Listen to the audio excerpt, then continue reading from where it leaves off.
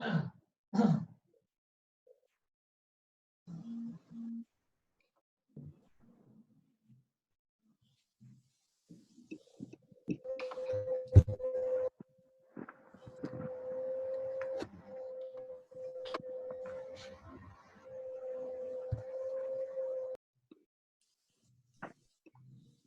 ए plus B plus C आ जाएगा are in A P.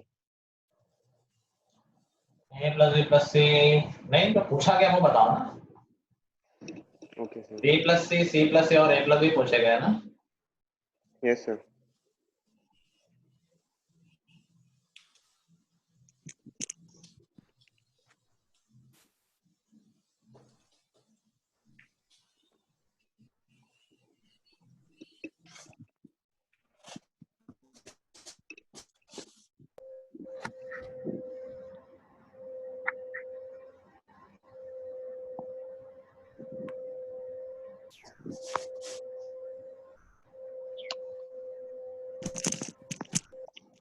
Sir हमें ऐड क्या करना है?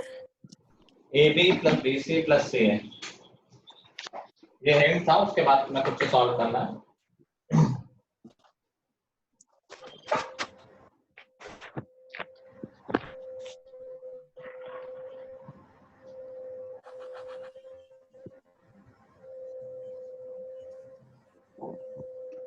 सर हाँ सर इसमें अगर हमने A square plus A B किया तो सर ये बन जाएगा A into A plus B into B plus C और सी इंटू सी प्लस ए।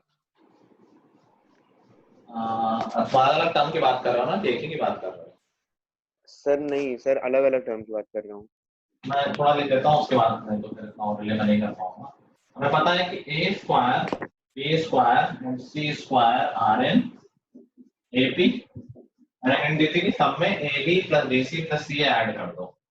हम कह सकते हैं कि A square plus A B plus B C plus C A B square. तो इसके बाद क्या हम कॉमन लेंगे? हाँ बिल्कुल। हाँ सर, सर वही कॉमन लिया तो है। C square plus A B plus B C plus C A they are in A P. ठीक है, अभी देखो मैं इसको फैक्टराइज कर सकता हूँ। इनमें से मैं ए कॉमन ले लेता हूँ, ये बचा ए प्लस बी, और इनमें से सी कॉमन ले लेता हूँ, ये बचा ए प्लस बी, और फिर से ए प्लस बी कॉमन आ जाएगा। बेसिकली ये हो गया A plus B into A plus C. ठीक है, ऐसे ही दूसरा वाला हो जाएगा। इसमें ए प्लस बी बचेगा, सर यही बोल रहा था मैं। तो इसमें बचेगा A plus B plus C and B plus A. ऐसा इसमें बचेगा C plus A into C plus B. यार ए पी, इसमें ज्यादा कुछ नहीं बचा है, सोचो।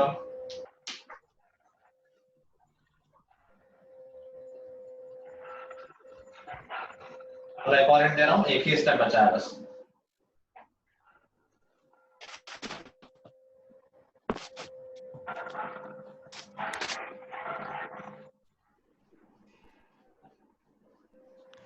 तो उन्हीं प्रॉपर्टीज को यूज करना है, तो कुछ ऐड सब्ट्रैक्ट करना होगा या मल्टीप्लाई डिवाइड करना होगा, इसके अलावा कुछ नहीं होता है।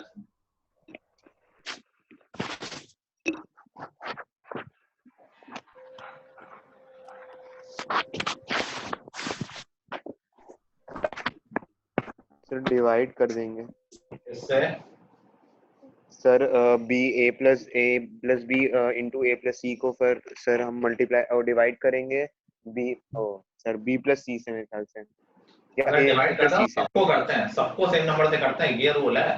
अगर each term is multiplied each term is divided, एक को नहीं कर सकता है। अच्छा सर। जब मैं सिमेट्री ऑब्जर्व किया करो। सदा तुम क्लास में हो?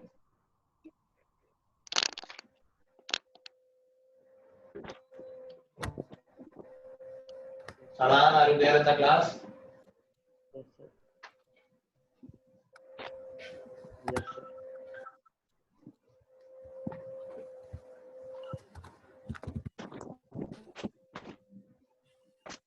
Sadan, respond via voice या फिर चैट में लिख दो, या मुझे व्हाट्सएप मैसेज कर दो। वो क्लास में। हाँ? क्लास में वो। अच्छा, इतना धीरे क्यों बोलो, क्या कुछ हो रहा है घर में क्या? सर लैग कर रहा है ये। अच्छा चलो एक सिमेट्री ऑब्जर्व किया करो। देखो तीन टर्म एक जैसे होते, तीन की साइकिल है ये, a plus B plus C plus है। यहाँ पे होना चाहिए ए बी सी, यहाँ क्या देखो ए बी सी सी है, ये सब एक सिमेट्री में चल रहा है कि नहीं चल रहा है?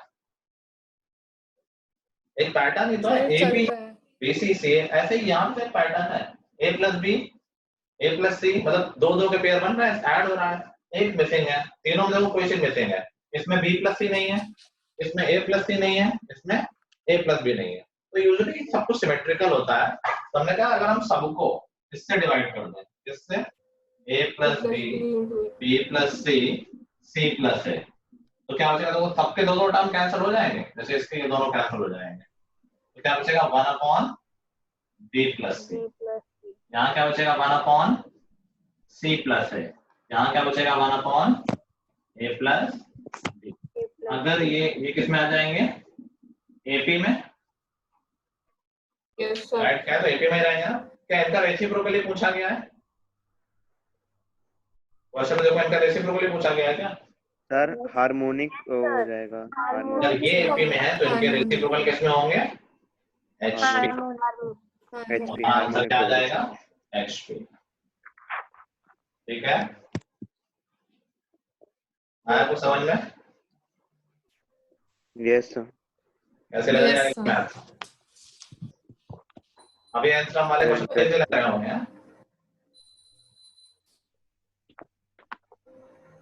तो मैं जैसे नोट कर लो, फिर आगे करते हैं।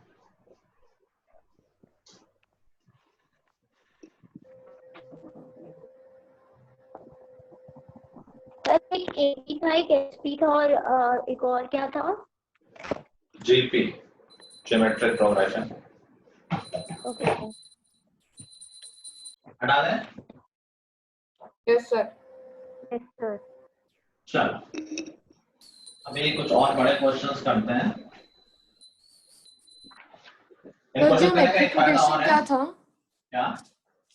जियोमेट्रिक प्रोग्रेशन क्या इसमें था? रेशियो कांस्टेंट था कॉन्जिक्यूटिव टर्म्स का, नेक्स्ट हम मल्टीप्लाई करते हैं। एग्जांपल दे दो आप। क्या? उसका एक एग्जांपल दे दो आप, ज्योमेट्रिक प्रोग्रेशन का। ये तो सही एग्जांपल, जैसे 10 20 40 80 जीपी हो गया। Okay sir. ठीक है, 3 9 27 81, कोई सेम नंबर से मल्टीप्लाई करते जाओ, अगला टर्म मिलता जाएगा।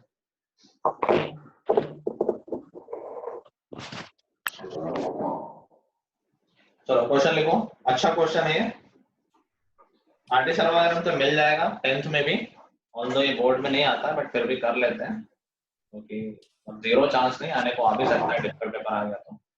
if the ratio of if the ratio of sum of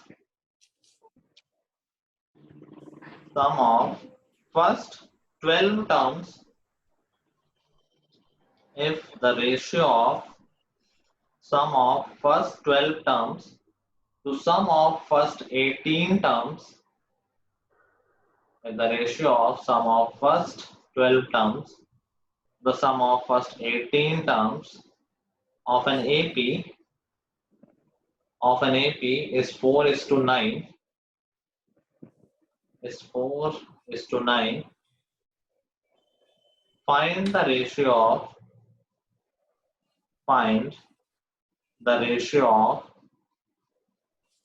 11th term to 32th term.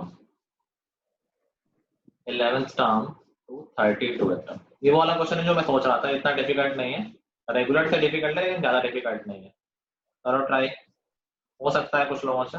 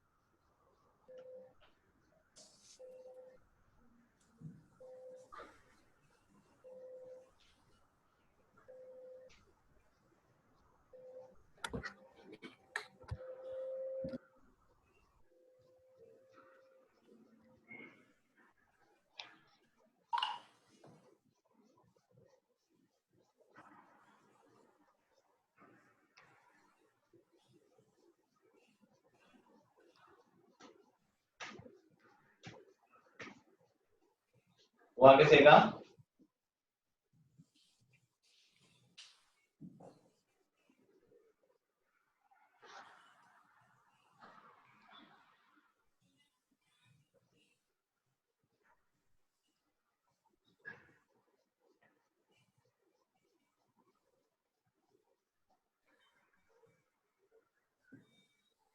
कोई इसको लग रहा है उसका होने वाला है, तो बताओगे?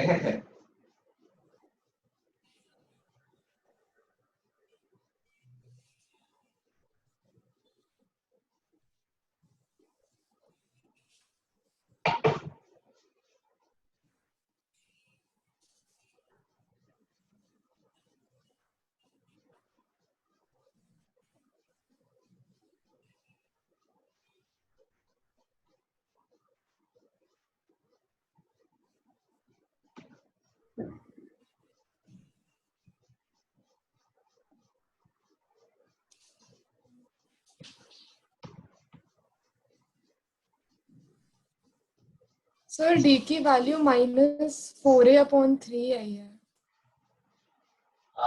आई थिंक हम सही डायरेक्शन में जा रहे हो, ऑल्दो थोड़ी कैलकुलेशन मिस्टेक हो गई है शायद।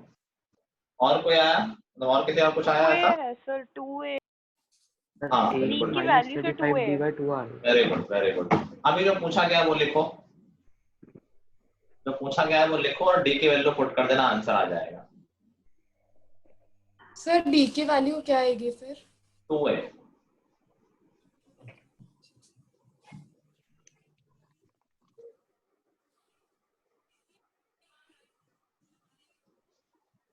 चलो मुझे तो तब तक कर लो जब तक मैं पहले स्टेप कर रहा हूँ। जिन लोगों को शुरुआत में दिक्कत हो रही है, यस सर।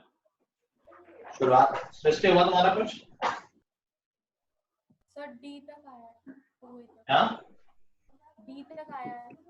डी की सर वैल्यू डी 2 तक आई आए है। सर 2a आई है सर डी की वैल्यू। उसके बाद कुछ बचा नहीं है, तुम लिखोगे तुम्हारा आंसर आ जाएगा। कह रहा ratio of sum of 12 terms to 18 term is 4:9।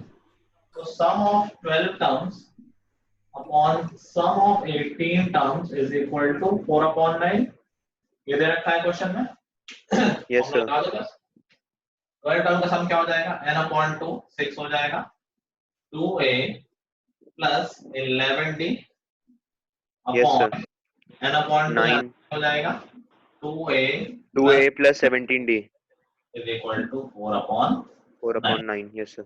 9 cancel हो सकता है, मल्टीप्लाई करते हैं, इसको उधर ले जाते हैं, तो ये हो जाएगा 12a plus 66d is equal to 8a plus 68d। यहाँ से आ जाएगा 4a is equal to 2d या फिर 2a is equal to d। ठीक है, अभी यहाँ कौन ने क्या करना है कोई बात नहीं, जो पूछा गया उसको लिख दो बस। एज आई टोल्ड बिफोर, कह रहा फाइंड द रेशियो ऑफ, किसका है रेशियो? 11th टर्म कहाँ गया? 11th term to 32th term. तो हमें क्या निकालना है? a11 अपॉन a32, ये तो निकालना है। a11 क्या होता है? a प्लस 10d और a32 क्या होता है? a plus 31d। कुछ आंसर आएगा? सर 33:256। Let's see. अब देखो हमें ऑलरेडी पता है कि d की वैल्यू 2a है या फिर a की वैल्यू d/2, एक ही बात है, बट by 2 करने में ज्यादा कैलकुलेशन लगेगी, तो मैं d की वैल्यू की जगह d की जगह 2a रख देता हूं। तो कितना हो जाएगा? a प्लस, यहाँ 2a रखा तो 20a हो गया और यहाँ 2a रखा तो 62a हो गया। तो फाइनली क्या हो गया? 21a अपॉन 63a, a और a कैंसिल हो गया, आंसर क्या आ गया? 21/63 जो कि हो जाएगा 1/।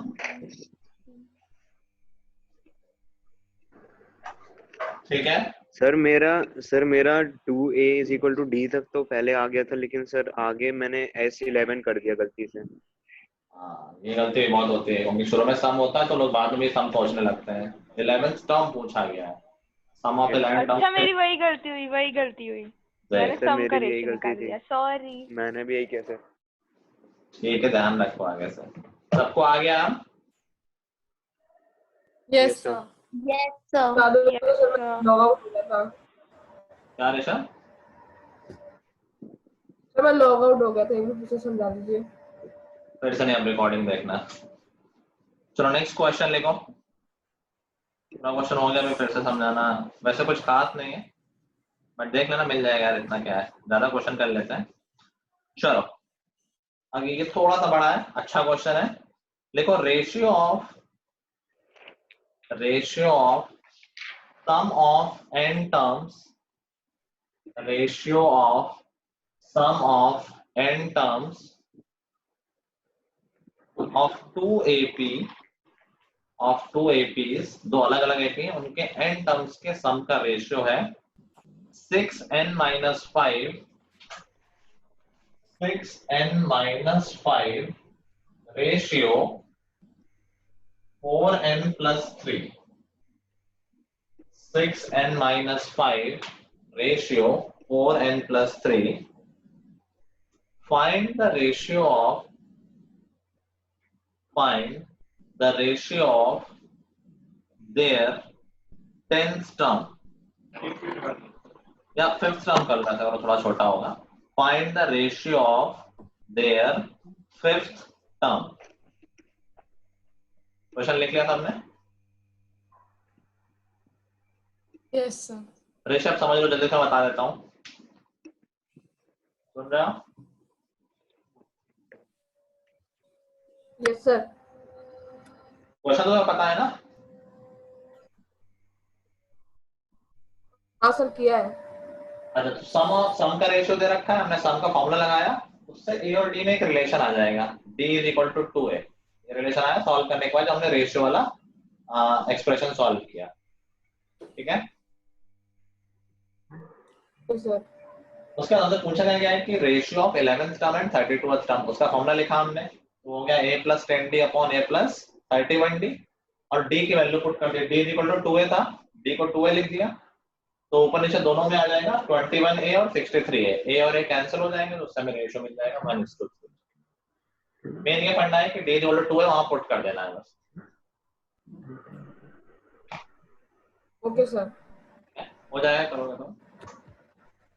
चलो ये क्वेश्चन जो कर लेगा उसको ही आया ढंग से समझना है।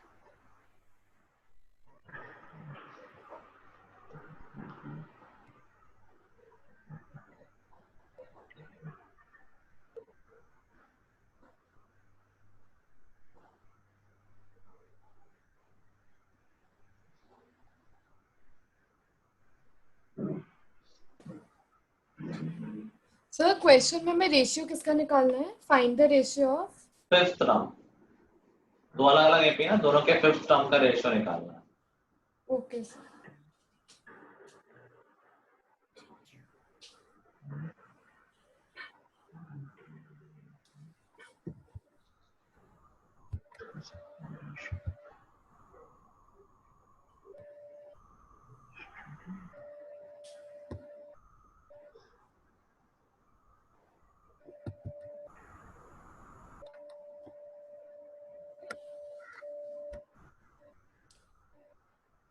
सर 2/23 आएगा। 2/23 कौन बता रहा है ऐसे? सर सदान। अच्छा 2/23, let me C.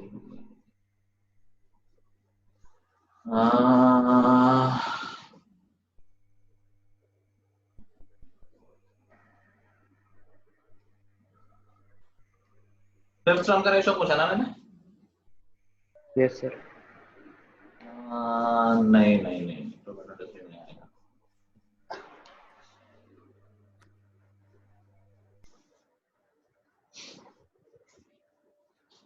I guess तुम लोग वहां तक ही कर पाओगे। क्या तुमने एक एक्सप्रेशन निकालने हैं यहाँ पर ratio of sum of n terms है दोनों एपी का?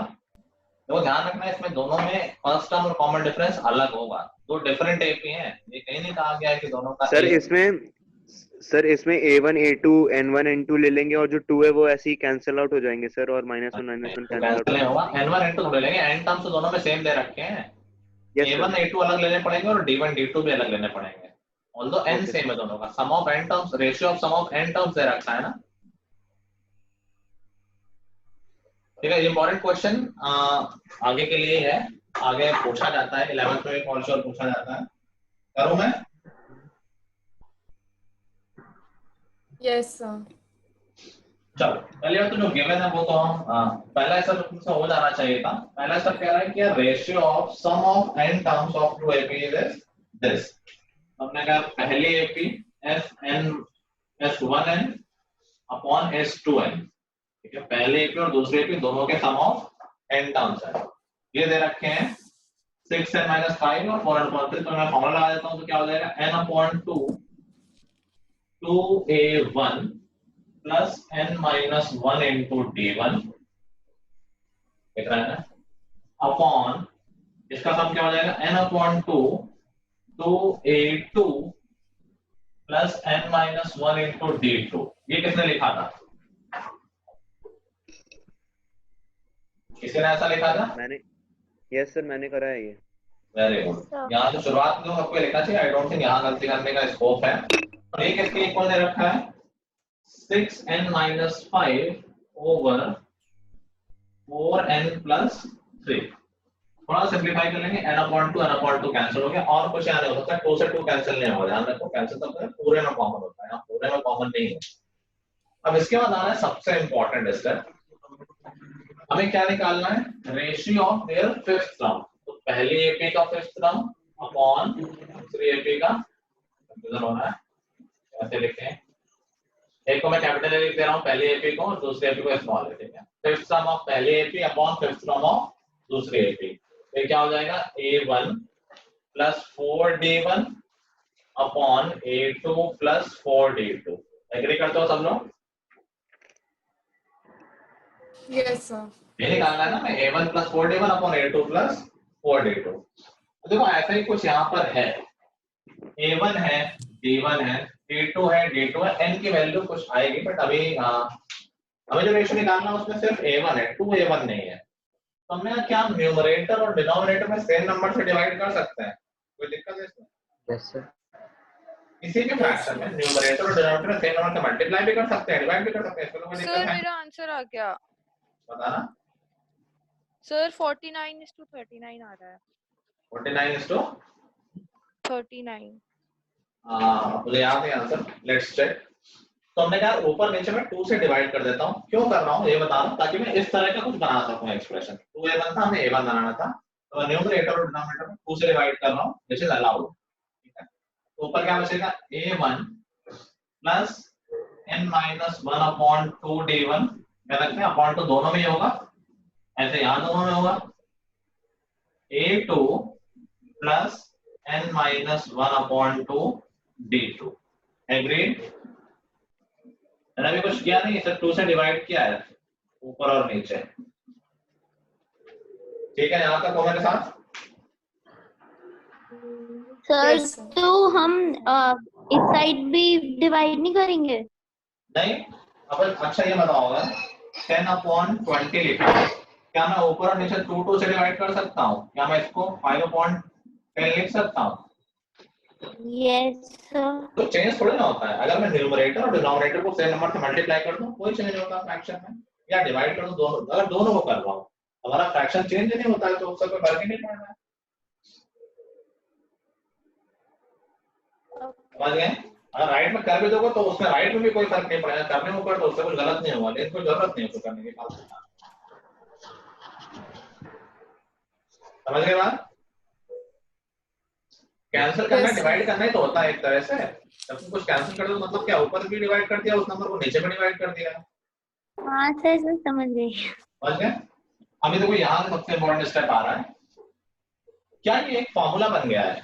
क्योंकि जहाँ n होता है वो एक फॉर्मूला ही तो होता है। n का 1 डाल दो तो कुछ आ जाएगा, n का 2 डाल दो कुछ आ जाएगा। क्या ये एक फॉर्मूला है? Yes sir. मैं दोनों तरफ n कुछ भी डाल सकता हूँ, दोनों तरफ मैंने यहाँ 10 डाल दो, यहाँ 10 डाल दो, चल जाएगा। 20 डाल दो, 20 डाल दो, 5 डाल दो, 5 डाल दो, 10 जो भी डालना है, दोनों तरफ मैं n कुछ भी डाल दूं। जैसे a + b होल स्क्वायर होता है, a² + b² + 2ab। मैं दोनों तरफ a और b में कुछ भी डाल दूं, कोई दिक्कत होती है? Yes sir. चलता है ना?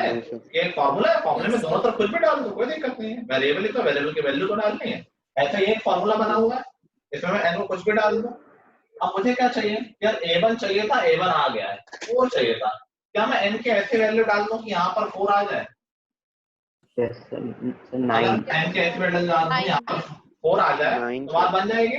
हमने कहा n क्या डालना चाहिए कि यहाँ 4 आ n की जाए। वैल्यू 9 आएगी।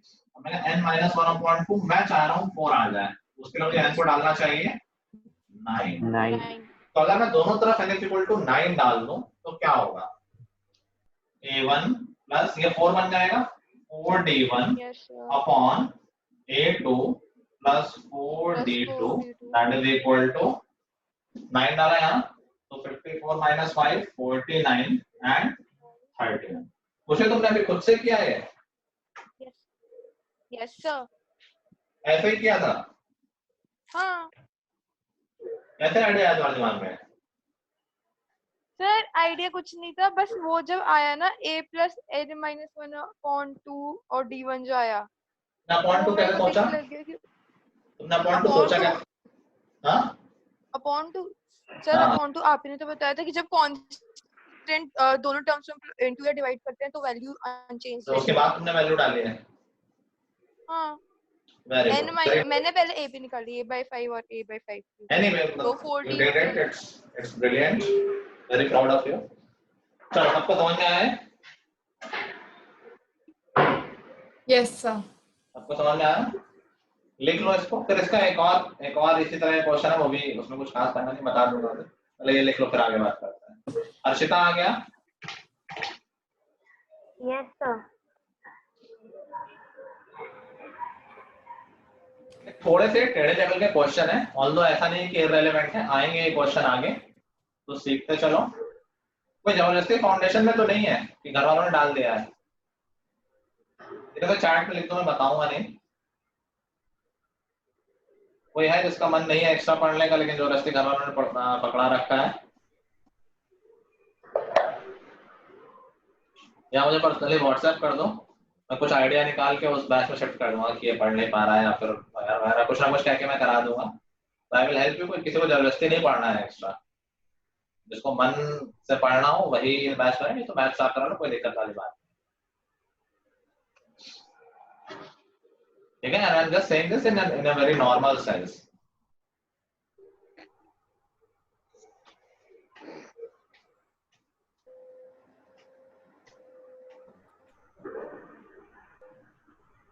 कर लिया नोट?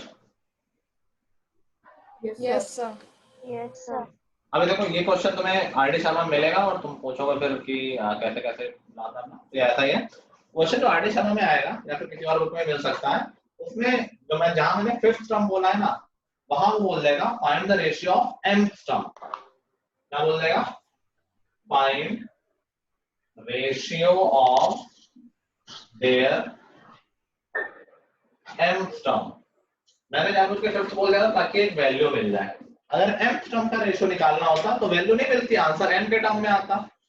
ये बात आपको समझ में आ रही है क्या? mth टर्म अगर पूछा गया है तो आंसर में नंबर नहीं आएगा, m का करके कुछ आ जाएगा। ठीक है, तो अगर mth टर्म का रेशियो पूछा जाता तो हमें क्या निकालना होता है एक्चुअली में? दोनों के mth टर्म क्या हो जाएगा? a1 plus m-1 into d1 और यहाँ पर a2 plus m-1 into d2। बात समझ में आ रहा हो? चेंज क्या है? पहले हमने 5 डाला था, इस बार हमने m डाल दिया क्योंकि क्वेश्चन वैसा कह रहा है। क्लियर है? Yes sir. ठीक है, अब यहाँ m अननोन नहीं है, m कोई नंबर होगा बस मैं बता दे रखा है इसलिए मैं नंबर नहीं लिख रहा, उसकी जगह m लिख रहा है। तो फाइनली चेंज क्या हो जाएगा? हमने कहा हमें चाहिए m-1 यहाँ पर, तो हम इस बॉक्स में n की ऐसी वैल्यू डालेंगे कि इस बॉक्स की फाइनल वैल्यू क्या आ जाए? m-1। हम यहाँ 4 जगह क्या ले आएंगे? m-1। आप समझ पा रहे हो? तो उसमें n की वैल्यू क्या आ जाएगी? देखो 2m minus 2 plus 1। तो n की वैल्यू हमें उस वक्त डालनी पड़ेगी 2m minus 1। तो हम दोनों तरफ n की वैल्यू डाल देंगे 2m minus 1, तो हमारा फाइनल आंसर क्या आ जाएगा? n की जगह डालना है 2m minus 1, कंफ्यूज नहीं होना। तो 6 into 2m minus 1 minus 5 upon 4 into 2m minus 1 plus 3। ठीक है, इसको सॉल्व कर लेंगे तो आ जाएगा 12m, नीचे देखेगा तो 12m minus 11 upon 8m minus 1। 8m minus 1। ठीक है, बात समझ गए। अगर रेशियो ऑफ m टर्म पूछा जाता तो ये आंसर आ जाता। अब देखो ये जनरल हो गया, अगर फोर्थ टर्म पूछा गया, फिफ्थ टर्म पूछा गया तो m को हम 5 डाल देंगे तो वही आंसर आ जाएगा। ठीक है, ओके सर। 5 डाल के देखो 60 - 11 49 40 - 1 39। समझ गए? Yes sir. Yes sir. कोई डाउट किसी को? No sir. No sir. कुछ मजा आया कि ऐसे लग रहा है कि ये क्या हो रहा है? नहीं सर, इंटरेस्टिंग है ये चैप्टर। ठीक है, चलो आज में इतना ही पढ़ेंगे। होमवर्क कुछ नहीं है, दोनों मार्क्स होमवर्क मिल रहा है। इन्हीं क्वेश्चंस को एक बार ढंग से देख लेना, थ्योरी अच्छे से पढ़ लेना, एंड देन कल थोड़ा चीज को एक्सटेंड करेंगे, थोड़ा जीपी पढ़ लेंगे। ठीक है? Okay sir. Okay sir. कल या परसों क्लास है ना अपने? जब भी है। यस सर, परसों है। ठीक है, चलो guys, so till the next time, goodbye everyone, have a nice Bye, time, sir. enjoy, have bye fun, sir. bye bye all.